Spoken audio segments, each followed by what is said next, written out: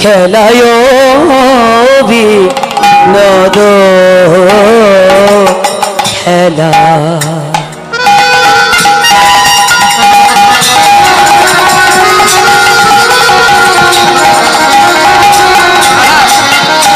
আমার আমার গোনা হে প্রাণে গোরা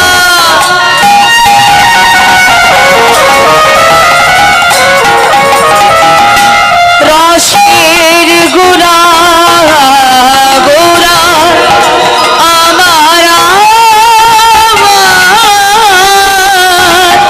ভাবনিধি গোরা গোরা হে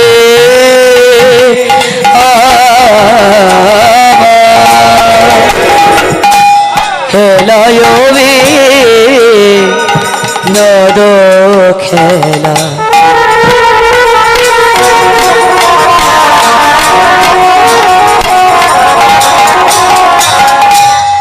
আমার গোরা বদ গালে ভুলিন বিহারি কদে হে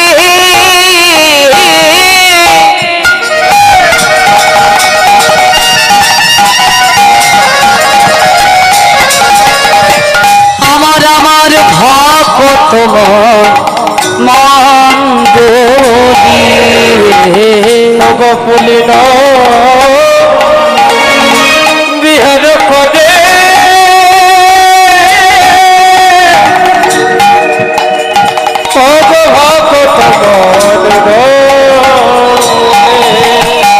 খেলিছে গোরারা খেলিছে গোরারা মধুর কৃষ্ণ নামের খেলা খেলিছে গোরারা খেলা খেলিছে গোরারা মধুর হরি হরি হরি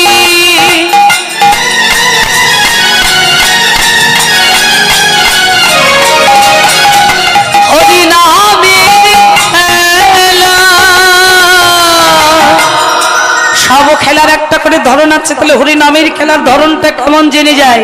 ওই হরি বলায় আর বাহু তোলা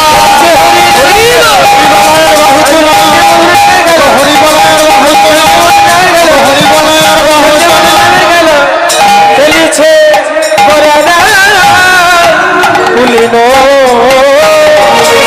বিহার পদে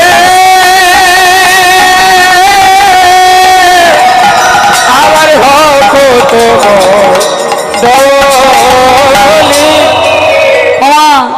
তাহলে এটা হলো হরি নামের খেলা। চির অনর্পিত চরিং চিরাত করুণায় অবতীর্ণ করলো মহাপ্রভু। যে খেলা কোনো যুগেও কোনো কালেও কাহাকেও অর্পণ করেন, কাহাকেও অর্পণ করলেন না, তবে এবারে কলিতে এসে সকল জীবের দাঁড়ে দাঁড়ে অর্পণ করে দিলেন। এই যে মায়েরা অনেকে কীর্তন শুনছো আর একে অপরের দিকে দিকে গল্প করছো, তোমাদেরকে বলি শোনো, তোমরা খেলেছো তো ছোটবেলায়, খেলতে খেলতে তো বড় হয়েছে। বলো কি কি খেলেছো? কানামাছি, কিত কিত খেলো নি? লজ্জা পাচ্ছ? আমায়রা তোমরা খেলেছো? আমিও খেলেছি। হ্যাঁ, খেলায় 100 ছিলাম। যে খেলাতেই যাই জয় হতোই। হ্যাঁ, প্রতিযোগিতামূলক খেলা হলেই পুরস্কার না নিয়ে বাড়ি ফিরতাম না। বাবা বলতো ছেলে, এটা আমার মেয়ে না। হ্যাঁ, এই খ্যাতিটা আছে। হরি বল। এই দেখুন, আমরা যে খেলাগুলো খেলতে খেলতে বড় হয়েছি গো মা, ওই খেলাগুলোর খুব খেয়াল করে দেখবেন দুটো করে পক্ষ। কি না বাবা? বাবাদেরও আছে। বাবারা কি খেলতে খেলতে বড় হয়েছেন গো? ক্রিকেট খেলা, কাবাডি খেলা, ফুটবল খেলা, ফ্রি ফায়ার খেলা,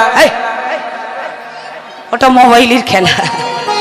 তাহলে প্রত্যেকটা খেলার কিন্তু দুটো করে পক্ষ। একটা পক্ষ মানে পরিশেষে জয়লাভ করে। আচ্ছা, যে জয়লাভ করে তার আনন্দ হয় না দুঃখ হয়? আনন্দ হয়। কিন্তু যারা হেরে যায় তাদের কি হয়? দুঃখ হয়। তো হরি নামের খেলা, মহাপ্রভু বলছে হরি নামের খেলা বিনাদ খেলা। বি শব্দে বিশেষ, নাদ শব্দে আনন্দ। হরি নামের খেলায় একটা বিশেষ আনন্দ আছে। সেই বিশেষ আনন্দটা কি জানো বাবা? এই খেলার কোনো পক্ষ নাই, এ খেলা কোনো পক্ষ নাই। এ খেলা যেই খেলবে তারই জয় হবে। জয়টা কম আর বেশি হয়। কাদের বেশি জয় হয় জানো? ওই যে আমার এই ছোট ভাই খুব সকালবেলায় খেলায় নেমেছে, ওর থেকেও আরো অনেক অনেক ছোট ছোট ভাই বোনেরা আছে যারা ছোটবেলায় খেলায় নেমেছে। কোন খেলায়? হরি নামের খেলায়। বলে সকাল সকাল গুরুচরণ আশ্রয় করে ভক্তি ভজনের পথে এসে যারা নাম সাগরে নামের খেলায় ডুব দিল, তাদের জয়টা বেশি হলো। হরি বলি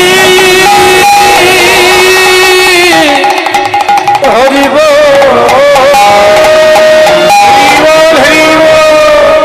হরি বল। জয়টা কার কম হলো বাবা? ওই যে শিশুকাল কাটিয়ে দিলাম, যৌবন কালো গেল, এবার বৃদ্ধকালে এসে যারা বুঝলাম বাপরে বাপ সারা জীবন তো কর্ম করেই কাটালাম, কখন বুঝি যমরাজ আসে। এই ভয়ে যারা মানে খেলায় একটু দেরি করে নামলো, তাদের একটু জয়টা কমই হলো। তবে তাদের দুঃখ নয়, খেলায় নেমেছে যখন একদিন না একদিন নাম সাগরে ডুবলে সেই নামের দেখা হবে। তাহলে বাবা এই হলো হরি নামের খেলা। আর একটা বিশেষত্ব কি জানেন? এ খেলার কোনো বয়স লাগে না।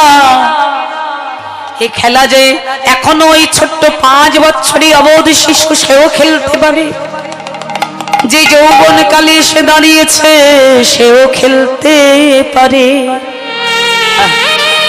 যে বার্ধক্য গেছে মানে বার্ধক্যে বৃদ্ধকালে পদার্পণ করেছে অমায়েরা তারাও খেলতে পারে। শুধু তাই নয়, যার একটা হাত নাই একটা পা নাই, আচ্ছা যার হাত নাই যার পা নাই তারা ঠিক মতো চলতে পারে না বললে তারাও খেলতে পারে। শুধু তাই নয়, যে এখনো মাতৃ জঠরে বলে মায়ের জঠরে বসে বসে সেও হরি নামের খেলা খেলতে পারে। যার চোখ নাই দেখতে পায় না সেও খেলতে পারে। আচ্ছা বাবা, ফুটবল খেলায় ক্রিকেট খেলায় অন্ধ নুলো খোরা বোবা এদেরকে নেবে তো? কিন্তু হরি নামের খেলায় কোনো বয়স নাই, কোনো যোগ্যতা লাগে না।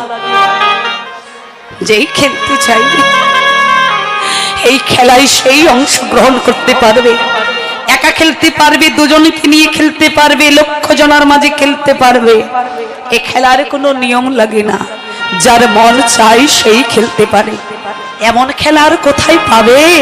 শুধু তাই নয়, আর একটা বিশেষত্ব কি?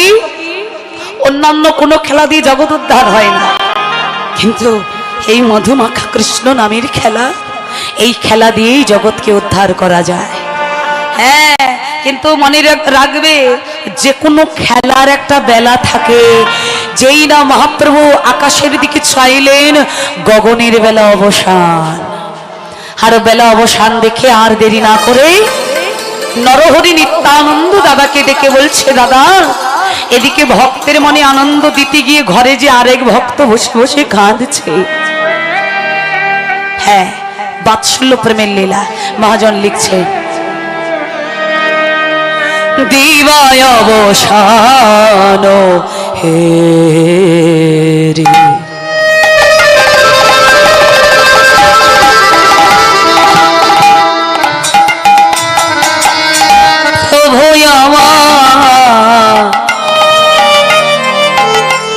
আজ গৃহেতে চলি রে, আর দিবায় হে রে।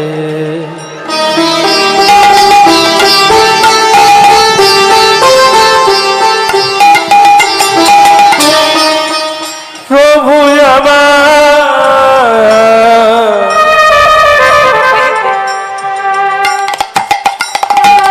আমার গৃহেতে চলি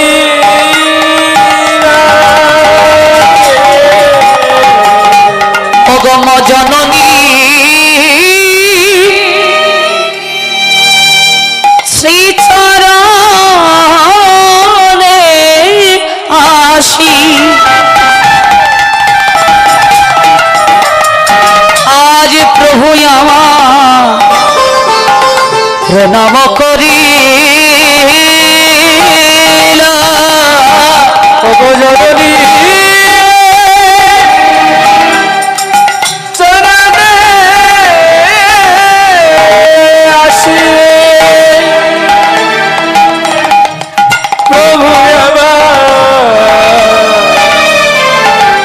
প্রণাম করি প্রণাম করে রে প্রণাম করে এই যে মা কে কাকে প্রণাম করছে একটু ভালো করে মন দিয়ে শোনো। এই জগৎ যাকে ক্ষণে ক্ষণে প্রণাম করে সেই হরি আমার আজ মায়ের চরণ তলে প্রণাম করে। এই জগৎ যাকে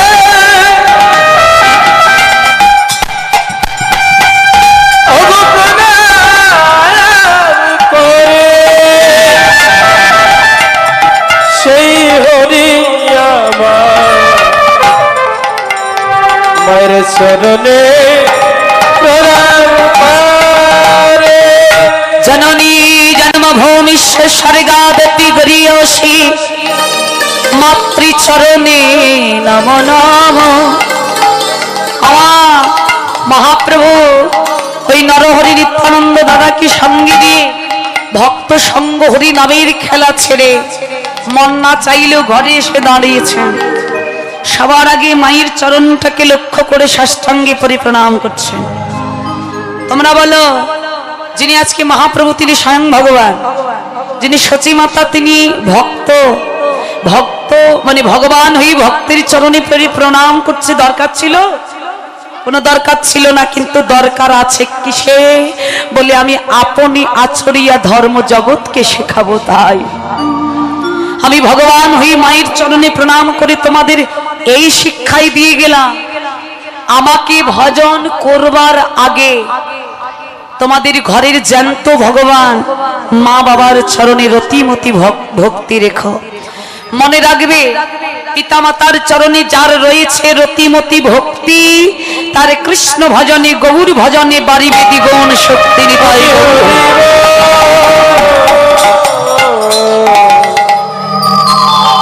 হরিবল। তো বাবা, এই বাৎসল্য প্রেমের লীলায় আমি মা বাবাকে নিয়ে দুটো কথা বলবো, সেটা বৃন্দাবন। তবে আর দেরি নয়, হ্যাঁ আর দেরি নয়, একটু বৃন্দাবনে আমরা প্রবিষ্ট হব। তার আগে মহাজন গীতকর্তা শেষ পদ লিখলেন, মা দর্শন করলেন নিমাই অঙ্গটা ধুলোই মাখা, তাই গীতকর্তা পদের খাতায় কলম দিলেন, ধৌলায় ধূসর অঙ্গ গদ গদ ভাই, রাধা মোহন পদ কর তুহিয়া, আশায় রইলাম, আশায় রইলাম গৌর তব চরণ পাব বলে, আশায় রইলাম গৌর চরণে একটা একতি, হে গৌর তোমার শ্রীচরণের এক ধারে দাস করে রেখো।